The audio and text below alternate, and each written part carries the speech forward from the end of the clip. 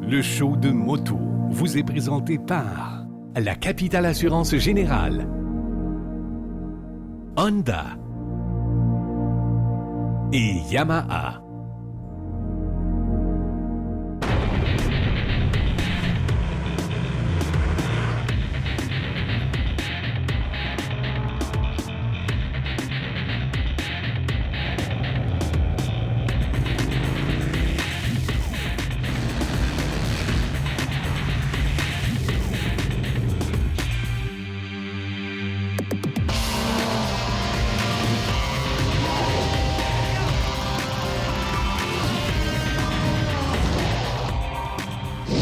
Amateurs de moto, bonjour, bienvenue au show de moto. Cette semaine à l'émission, on poursuit notre randonnée en route au Vermont avec les gens de Moto Vermont. On vous présente la fameuse Aprilia Cap-au-Nord et on vous emmène avec nous au lancement de la Ducati 1299 Panigale à Portimao, au Portugal.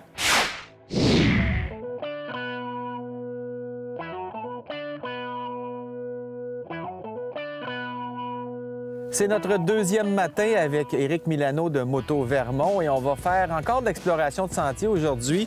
Eric, where are we going? All right, so here we've got an in-depth map of Vermont. Yeah. We just came off of Jay Mountain here. So we're gonna come down through some of these dirt roads, and then eventually we're gonna hook up with, see this big area right here where there's no roads? It's Okay. actually a big mountain range that comes right through here. Okay. And there's a trail that goes right over through those mountains. So over the mountain. Right over the mountains, there's actually a wind range up there, a wind turbine range. Oh, yeah, I So saw we're gonna them go. coming here. We're gonna go right over the mountain, right between two of the turbines. Between the fans. Yeah. All right.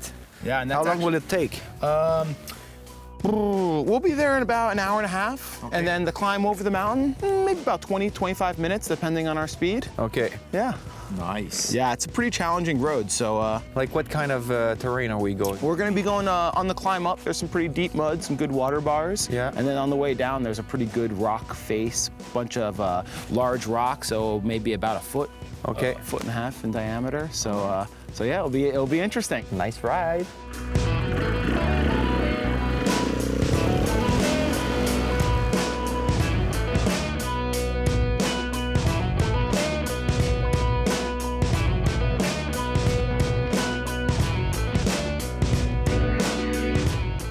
Le Vermont, c'est vraiment un état magique pour les motocyclistes, autant pour ceux qui font de la moto de route que hors route ou double usage comme on fait aujourd'hui. D'abord, c'est un territoire qui est immense et il y a beaucoup de belles routes. Et il n'y a pas beaucoup de population au Vermont. C'est un des États les moins peuplés aux États-Unis. Donc, il n'y a pas grand monde. C'est surtout rassemblé autour des grands centres. De sorte que quand on est dans le coin, par exemple, de Jay Peak aujourd'hui, il n'y a vraiment pas beaucoup de gens sur les routes.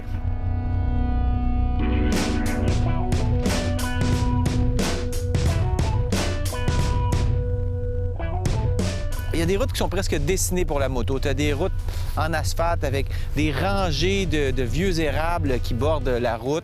On a des beaux sentiers comme ça à perte de vue vraiment.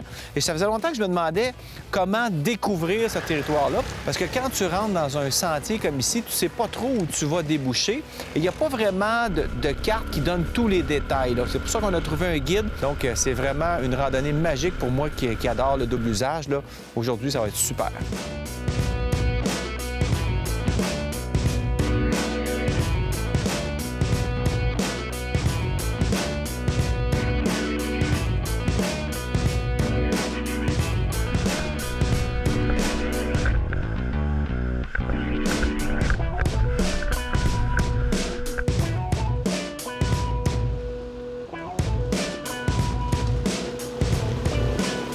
Aujourd'hui, je roule avec la Honda CRF 250L que les gens de Moto Vermont m'ont bien gentiment prêté. C'est la première fois que j'ai la chance d'embarquer là-dessus. Et puis, honnêtement, au début, j'étais comme, moi, il me semble que ça va manquer de moteur. Il me semble que c'est une moto vraiment pour les gens qui débutent. Mais j'ai beaucoup de plaisir avec cette moto-là parce que, justement, on n'a pas trop de puissance, de sorte que dans les randonnées comme ici, on ne va pas se faire peur avec ça. Je dirais que c'est une bonne moto pour les gens qui débutent dans le double usage parce qu'il y a les clignotants, on a tout ce qui est légalement demandé là, pour rouler sur la route. et on a assez de puissance pour rouler 100-110 km/h. Donc, ça se déplace quand même bien. C'est une moto qui est confortable. Souvent, sur les motos enduro ou même double usage de petite cylindrée, le siège est très étroit et très dur. Là-dessus, c'est pas le cas. On est bien assis, c'est confortable, le siège est large, il y a quand même assez de mousse là, en dessous des fesses, donc c'est confortable pour faire de longues randonnées. Et les suspensions sont superbes, ça va très bien. Et c'est surtout une moto qui n'est pas dispendieuse. On parle de plus ou moins 5 000 là, pour une moto flambant neuve. Et c'est une moto qui nécessite à peu près pas d'entretien. Là. Les gars de Moto Vermont l'ont depuis 3 ans. Et ils m'ont dit qu'à part le changement d'huile et puis les pneus, il n'y a pratiquement rien à faire là-dessus. Je pense que c'est une moto qui est pour tous et même plus. Là. Les gens qui ont de l'expérience, qui n'ont pas un gros budget, bien, une 250L, ça fait amplement le travail. Regardez, là, ça fait 2 jours qu'on roule dans des sentiers comme ça. Du rocailleux, du boiteux, des montées, des descentes. J'ai pas eu de problème du tout. Je me suis en fait amusé comme un petit fou.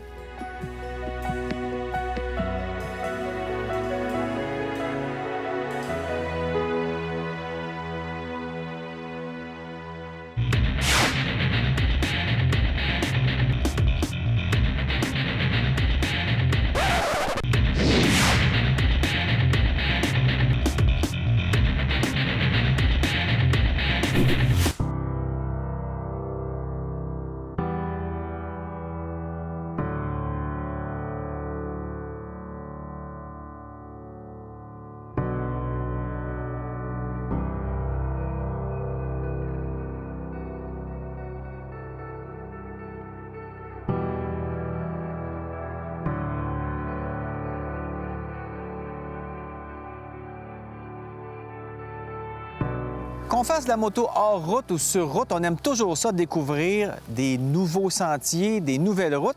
Et pour ça, bien, on va consulter des cartes, on va demander à des amis, on va aller sur des forums, mais on oublie souvent ou on hésite à faire affaire avec un service de guide, un peu comme Moto Vermont. On a fait ça avec eux cette semaine. Et il y en a de plus en plus de ces compagnies-là, autant au Canada qu'aux États-Unis. Et bon, c'est sûr qu'il faut débourser un petit peu, mais avec tout le temps qu'on sauve pour l'organisation et aussi une fois qu'on est sur le lieu, on est sûr de ne pas se tromper. Les guides savent où ils s'en vont. Je pense que ça vaut le coup d'investir pour améliorer votre randonnée. Et en plus, si vous êtes un groupe, bien, ça va vous revenir pas mal moins cher d'engager un guide qui va passer la journée avec vous. Il va vous amener dans les bons restaurants, il va vous trouver les bons hôtels. Si vous êtes en panne d'essence, il sait exactement où se trouvent les stations d'essence. Donc, quelqu'un qui connaît le territoire, c'est vraiment inestimable. Ça vaut souvent beaucoup plus que le frais qu'ils vont vous charger. Je pense que ça vaut le coup.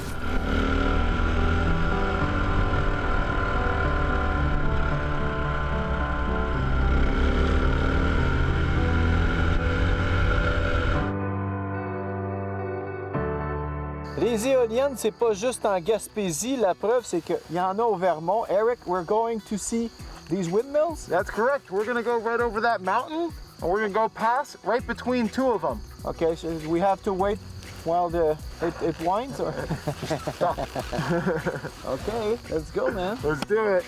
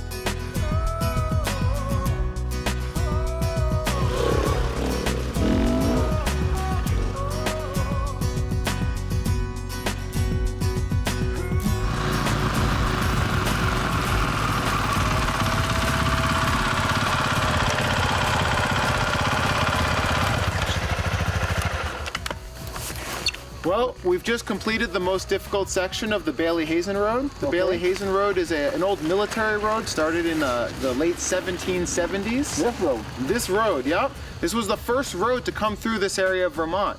So it developed a lot of this area, and it was never finished. So, yeah, as you can see, it's in the same state now as it probably was 250 years ago.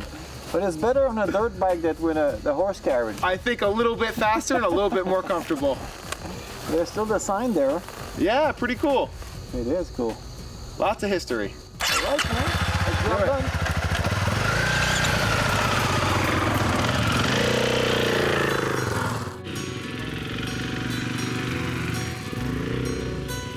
Et si vous n'avez pas de moto ou si vous ne voulez pas amener votre moto parce que c'est trop loin à traîner ça avec la remorque, bien, vous pouvez toujours louer une moto sur les lieux. Du service d'accompagnement, comme les gens de Moto Vermont ont une flotte de motos qu'ils louent aux clients.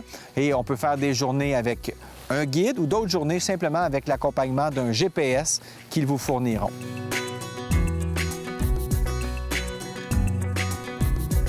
Rouler au Vermont, ça m'a fait souvent penser à l'Estrie.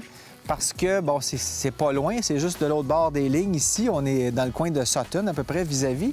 Et ça se ressemble beaucoup, mais c'est beaucoup plus montagneux ici. En fait, je pense que les Américains, quand ils ont mis la frontière, ils ont comme pris la belle part des montagnes. Il y a des superbes sentiers, il y en a beaucoup. Et l'accueil des résidents du coin aussi est très bon. Il n'y a personne qui nous a dit de ne pas aller là. Les sentiers sont autorisés. Et avec un guide comme Éric, bien, ça a vraiment facilité tout ça. On n'a pas perdu de temps à chercher des sentiers. Il savait exactement où aller. Puis le Vermont, que ce soit sur route ou hors route, comme je viens de découvrir, ça vaut vraiment le détour.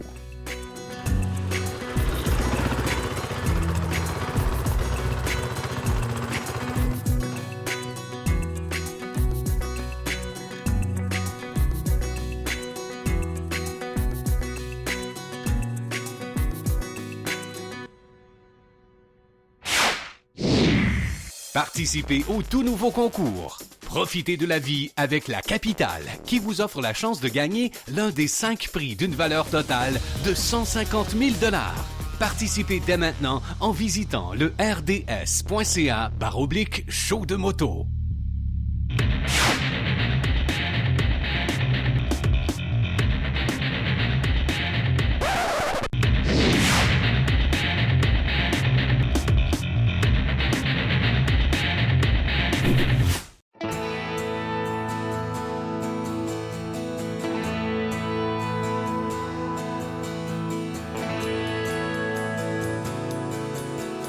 En octobre dernier, j'ai eu la chance d'être invité par Ducati à essayer leur toute nouvelle Ducati Panigale 1299S, la bête chez Ducati. Déjà, Ducati qui fait toujours des motos assez intéressantes avec beaucoup de, moi j'appelle ça du oomph. Bien, la 1299 Panigale, c'est comme la reine là, chez Ducati. Et on fait vraiment tout ce qu'il faut pour avoir des motos absolument, premièrement, c'est italien. Design italien, magnifique moto à la base, avec, je disais qu'elle avait un devant comme un requin, des courbes italiennes et un derrière magnifique. Ça ressemble à un vaisseau spatial, donc superbe moto. Mais c'est pas juste l'extérieur. Tout le moteur, les suspensions. On a eu la chance aussi le matin d'avoir une présentation des différentes personnes qui ont travaillé sur cette moto-là, à la conception. On avait un ingénieur de la compagnie de suspension Hollins qui est venu nous parler de comment les suspensions travaillent, des suspensions actives. Donc, c'est des suspensions qui vont réagir à ton style de pilotage. Si tu t'arrives rapidement dans les courbes, tu freines fort, la suspension va s'ajuster en conséquence. Donc, la moto n'est pas statique. La moto travaille en même temps que le pilote. 205 HP, moto d'environ 400 livres. Donc, je me dis, OK, c'est un rapport puissance d'à peu près 1 HP par livre ou 2, là. Donc, c'est assez puissant.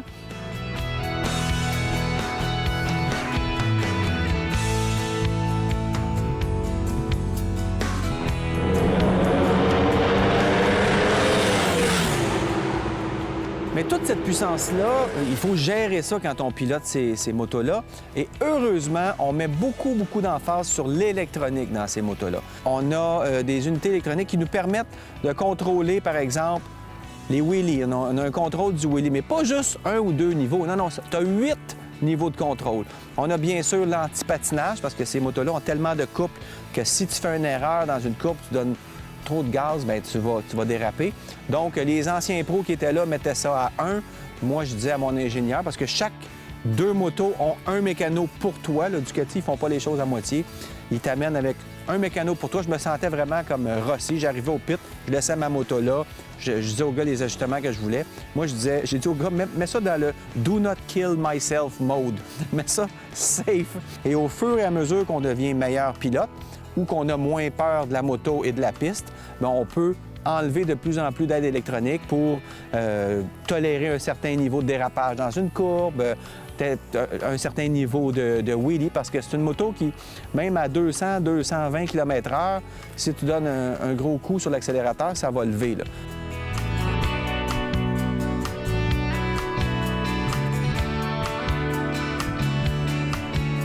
On a aussi mis, ils appellent ça le cornering ABS. Donc, c'est un ABS qui s'ajuste selon l'angle d'inclinaison de la moto. Tu arrives dans une courbe, tu freines. Si l'ABS est dans le tapis, c'est moins bon que s'il est ajusté. Donc, on va enlever un peu d'ABS finalement. Il y avait beaucoup de motos qui ont des upshifters, donc tu n'as pas besoin de toucher au levier d'embrayage pour lever les vitesses.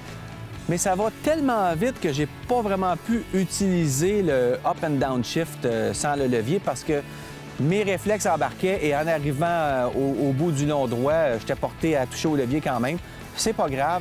L'important, c'est de s'amuser et surtout de ne pas continuer tout droit dans la courbe parce qu'on arrivait au bout du droit. Certains arrivaient à 290 km/h. C'est malade. Moi, j'arrivais peut-être à 250, là, puis j'étais dans les moins rapides. Mais là, tu arrives, tu as 2 courbes à droite. Écoute, c'est beaucoup d'informations à gérer en même temps. Tu découvres le circuit et on avait seulement 5 sessions de 20 minutes. Donc, c'est beaucoup, mais en même temps, c'est pas beaucoup pour se familiariser avec une piste de ce niveau-là. Mais je pense que mon niveau d'expérience a vraiment monté d'une coche ce week-end-là. C'était malade. Je peux pas dire que la vie est dure dans ce temps-là. Vraiment, là, c'est cool.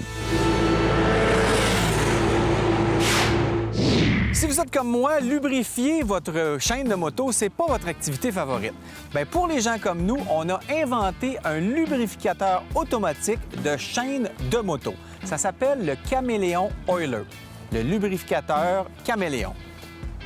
C'est très simple comme gadget. On a un petit contrôleur qui va distribuer l'huile à la fréquence qu'on va lui demander et un petit réservoir à l'huile qu'on va placer sous le siège arrière. Dans les faits, il faudrait huiler sa chaîne à tous les 500 km, mais on ne le fait pas vraiment. Ce qu'on peut faire, c'est avec cet appareil-là, on lui dit de mettre 1, 2 ou 3 gouttes à toutes les 15-20 minutes ou plus, et l'appareil va distribuer à cette fréquence-là. Si on a une journée pluvieuse et qu'on a besoin de lubrifier encore plus, on a simplement à arrêter sur le bord, en prenant un café, on ajuste, on s'arrange pour qu'il mette plus de gouttes et la chaîne sera mieux lubrifiée. Même chose pour une journée où il y a beaucoup de poussière. Ce que ça donne, c'est une chaîne plus performante qui va résister jusqu'à 4 fois plus longtemps et qui sera surtout moins bruyante. En plus, pas besoin de transporter de lubrifiant. C'est pas mal bon pour les paresseux comme moi. Ben là, pas tant que ça, là, mais c'est juste que j'ai d'autres choses à faire, là.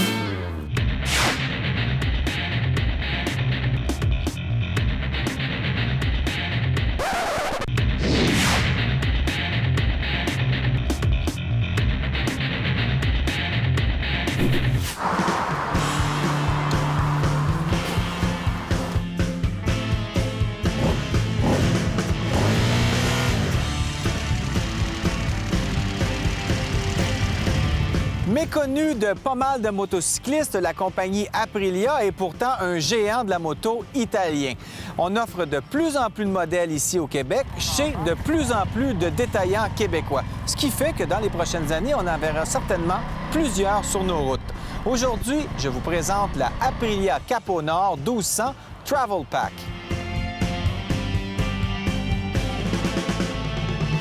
La Capo Nord s'adresse à peu près au même public que la Ducati Multistrada, des routiers aventuriers qui veulent faire de longues randonnées, peut-être parfois hors de l'asphalte, mais pas trop.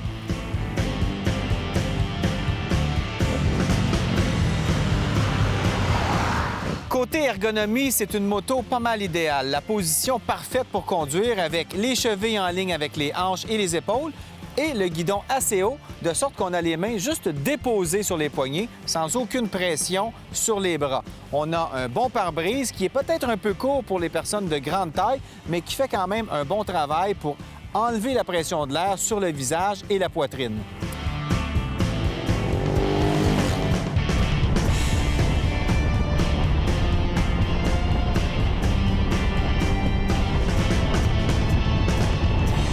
Signe des temps, Aprilia vous offre maintenant une application pour votre téléphone intelligent qui permet d'offrir encore plus de données sur le comportement de la moto.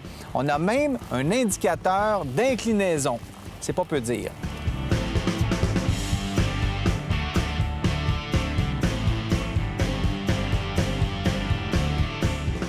On a une suspension active sur cette moto. C'est vraiment une suspension qui va réagir en fonction de ce que vous lui dites. Est-ce que vous êtes seul? Est-ce que vous êtes en duo, avec bagage ou sans bagage? Vous pouvez aussi demander à la suspension de travailler automatiquement en fonction du poids sur la moto et de votre style de conduite. Elle va alors s'ajuster automatiquement tout au long de la randonnée. C'est assez spécial quand on arrive dans une courbe rapidement et qu'on sent que la suspension réagit pour garder la moto le plus stable possible. Spécial.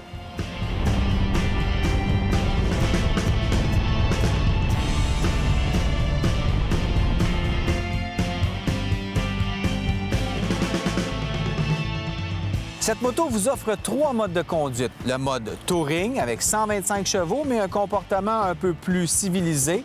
Le mode Race avec toute la puissance tout le temps et un comportement très vif. Ou, en cas de pluie, le mode Rain qui, lui, coupe la puissance du moteur à 100 chevaux.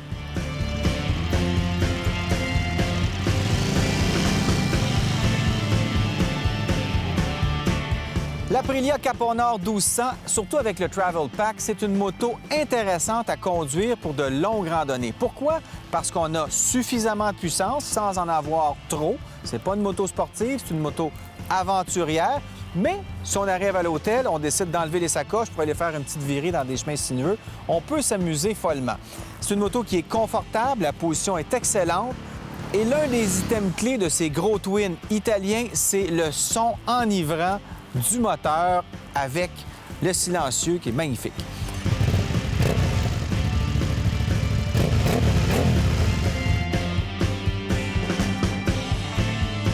Bref, si vous songez faire de longues randonnées en moto et que vous avez pas mal d'expérience de pilotage, la Cap-Nord est certainement une moto à considérer.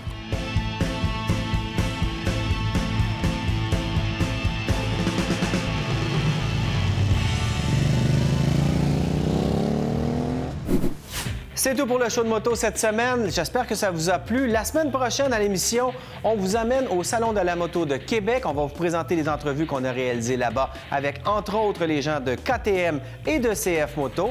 On aura le conseil de la semaine MX Pro et on vous parle du scooter C600 de BMW. Soyez là. Le show de moto vous a été présenté par la Capitale Assurance Générale, Honda et Yamaha.